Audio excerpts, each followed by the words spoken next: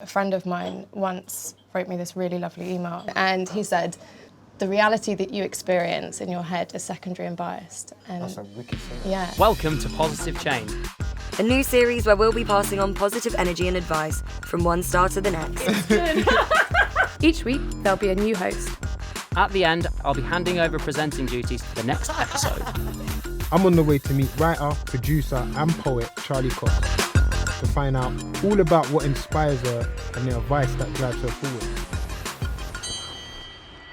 So, Charly. Hi. Where are we and why are we here?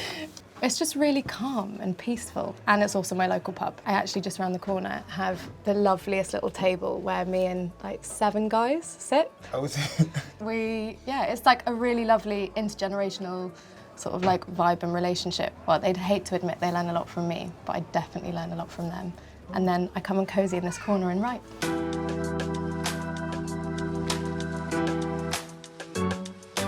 What's a piece of positive advice that you've inherited? I struggle when I'm in a negative train of thought. Yeah. I find it so hard to remember that what's going on in my head is just thoughts, and I forget that I have the power to change those thoughts. A friend of mine once wrote me this really lovely email, and he said, the reality that you experience in your head is secondary and biased. And That's a wicked sentence. yeah.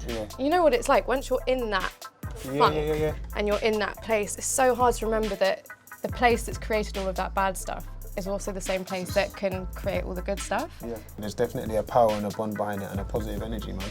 Thanks, I wish I could claim it as mine. Yeah.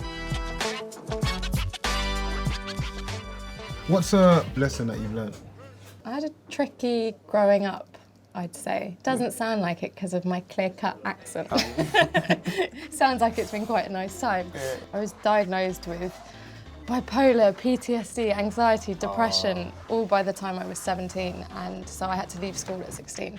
You know that feeling of like you've really failed your parents. I just didn't see any coming back from that. I was like, cool, this is me now. As you might not, yeah, it's a lot, I'm so grateful now that I failed at school because it meant I got to succeed in areas that, I got to go to the University of Life instead. That's it. I got to succeed in other areas and do things a bit differently. It's that building on vulnerability, like not being frightened to be vulnerable and like learning. Some of the most important things I've ever learned have been in sort of really scary, vulnerable 1000%. Yeah. states.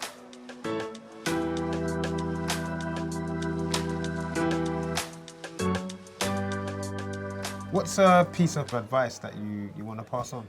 If you act with kindness and you are positive to other people, it completely changes your own mindset. As soon as you start listening to how you would treat other people with kindness, it's so much easier to realise that the rhetoric in your own head often isn't that way. Yeah. And once you can hear it and you verbalise it and you see what a positive reaction that has on other people, it has so much power to sort of force like a positive feeling and like reaction within you. Yeah, I agree.